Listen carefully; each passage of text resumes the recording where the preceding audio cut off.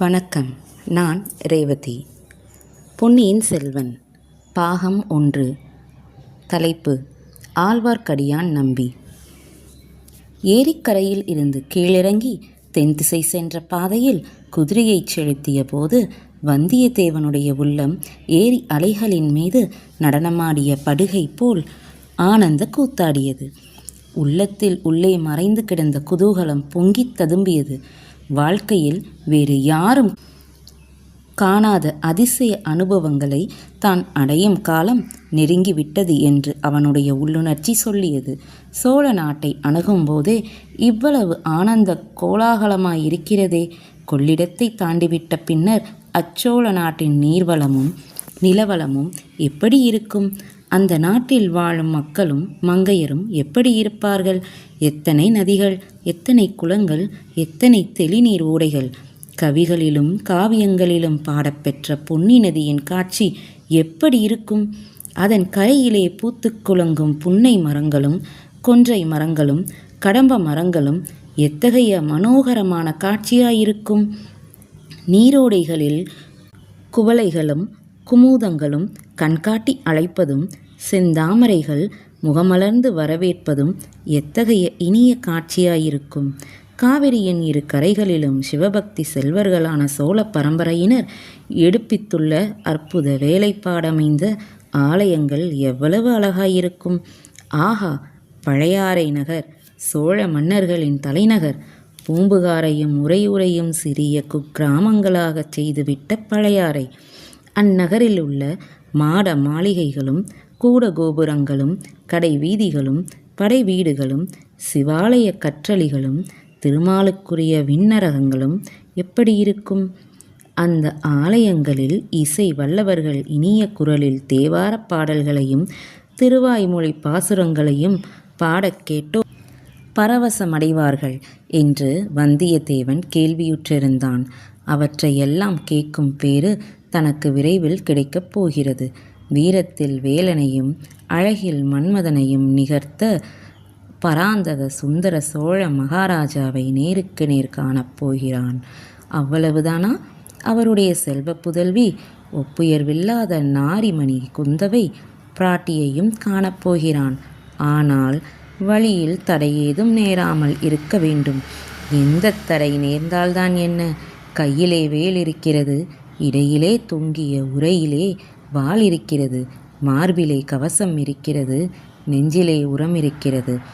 ஆதவன் மறைவதற்குள்ளே கடம்பூரை அடைய வேண்டும் என்ற கருத்துடன் சென்று கொண்டிருந்த வந்தியத்தேவன் சிறிது நேரத்திற்கெல்லாம் வீரநாராயணபுர விண்ணகர கோயிலை நெருங்கினான். அன்று ஆடி திருமஞ்சன திருவிழாவும் சேர்ந்திருந்தபடியால் கோயிலை சுற்றியுள்ள மரத்தோப்புகளில் பெரும் ஜனக்கூட்டம் சேர்ந்திருந்தது. பலாச்சுளைகளும் வாழைப்பழங்களும் கரும்பு களிகளும் பலவகை தின்பண்டங்களும் விற்றவர்கள் ஆங்காங்கே கடை வைத்திருந்தார்கள். பெண்கள் தலையில் சூடிக்கொள்ளும் மலர்களையும் தேவ பூஜைக்குரிய தாமரை மொட்டுக்கள் முதலியவற்றையும் சிலர் விற்று கொண்டிருந்தார்கள்.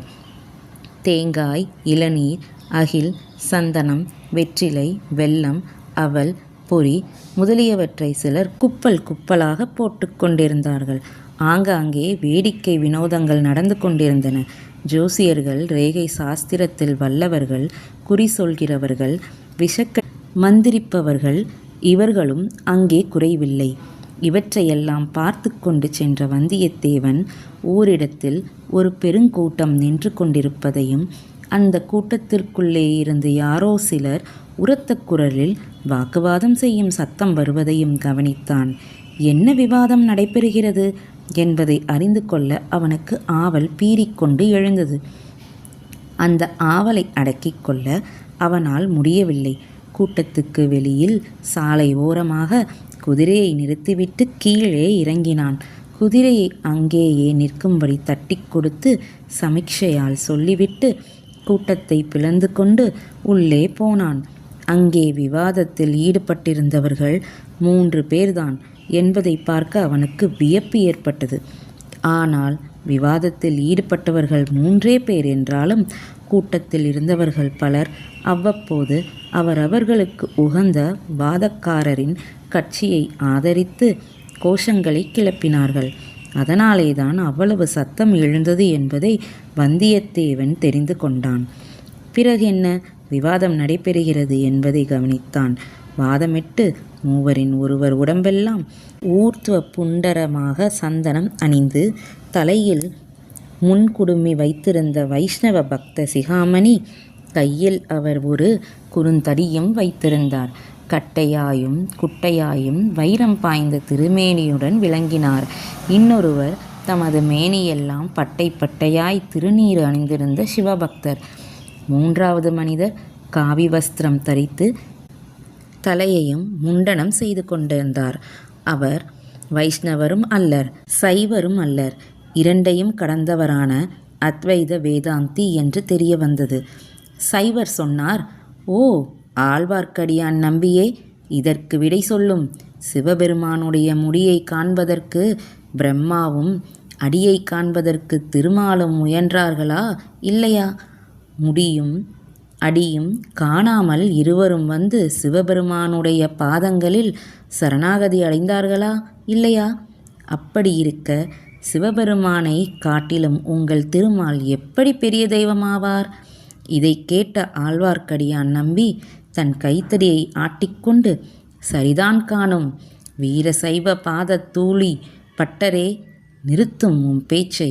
இலங்கை அரசனாகிய தசகண்ட ராவணனுக்கு உம்முடைய சிவன் வரங்கள் கொடுத்தாரே, அந்த வரங்கள் எங்கள் திருமாலின் அவதாரமாகிய ராமபிரானின் கோதண்டத்தின் முன்னால் தவிடு பொடியாக போகவில்லையா? அப்படி இருக்க எங்கள் திருமாலை காட்டிலும் உங்கள் சிவன் எப்படி பெரிய தெய்வமாவார் என்று கேட்டான்.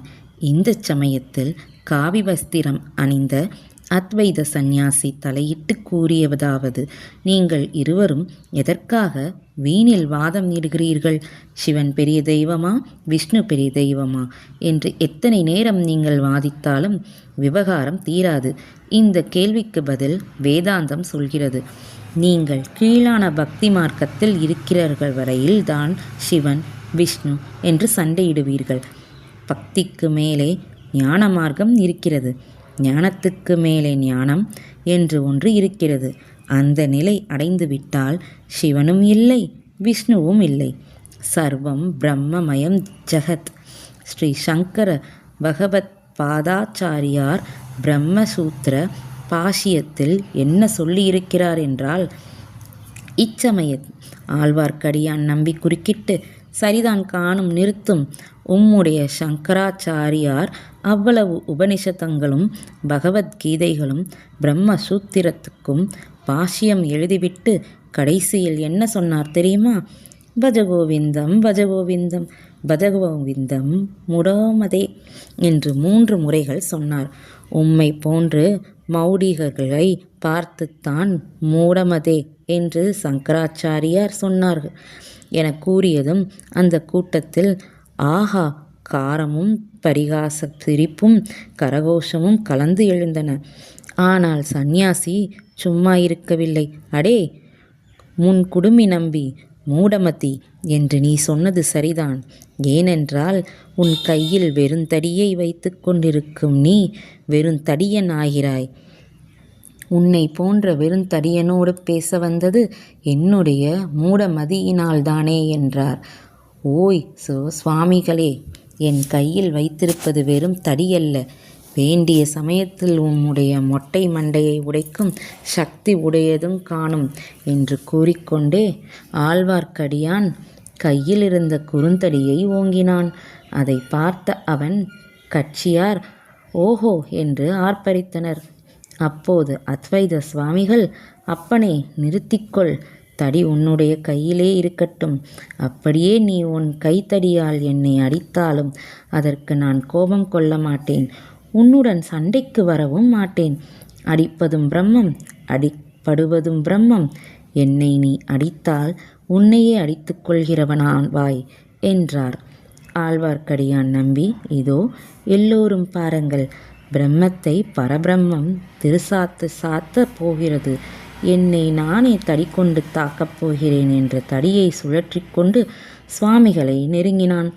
இப்போதெல்லாம் பார்த்து கொண்டிருந்த வல்லவரையனுக்கு ஒரு கணம் அந்த முன்குடுமி நம்பியின் கைத்தடியை வழிமறித்து பிடுங்கிக் கொண்டு அவனை அந்த தடியினால் 4 திருச்சாத்து சாத்தலாமா என்று தோன்றியது. ஆனால் திடீரென்று சுவாமியாரை காணோம். கூட்டத்தில் புகுந்து அவர் மறைந்து விட்டார். அதை பார்த்து கொண்டிருந்த வைஷ்ணவ கோஷ்டியார் மேலும் ஆர்ப்பரித்தார்கள். ஆழ்வார்க்கடியான் வீர சைவருடைய பக்கமாக திரும்பி, ஓய் பாதத்தூளி பட்டரே, நீர் என்ன சொல்கிறீர்? மேலும் வாதம் செய்ய விரும்புகிறீரா அல்லது சுவாமியாரைப் போல் நீரும் ஓட்டம் எடுக்கிறீரா என்றார். நானா? ஒரு நாளும் நான் அந்த வாய் வேதாந்தியைப் போல் ஓட்டம் எடுக்க மாட்டேன். என்னையும் உம்முடைய கண்ணன் என்று நினைத்தீரோ? கோபியர் வீட்டில் வெண்ணெய் திருடி உண்டு மத்தால் அடிப்பட்டவன் தானே உம்முடைய கண்ணன் என்று பாதத்தூளி பட்டர் சொல்வதற்குள் ஆழ்வார்க்கடியான் குறுக்கிட்டான். ஏன் காணும்? உம்முடைய பரமசிவன் பிட்டுக்கு மண் சுமந்து முதுகில் அடிப்பட்டதை மறந்துவிட்டீரோ என்று கேட்டுக்கொண்டு கைத்தடியை வீசிக்கொண்டு வீரசைவர் அருகில் நெருங்கினான். ஆழ்வார்க்கடியான் நம்பி குண்டாதி குண்டன், வீரசைவராகிய பாதத்தூளி பட்டரோ சற்று மெலிந்த மனிதர். மேற்கூறிய இருவரையும் விவாதத்தில் உற்சாகப்படுத்தி வந்தவர்கள் தாங்களும் கை கலக்க ஆயத்தமாகி ஆரவாரம் செய்தார்கள். இந்த மூடச் சண்டையை தடுக்க வேண்டும் என்ற எண்ணம் வல்லவரையன் மனதில் உண்டாயிற்று.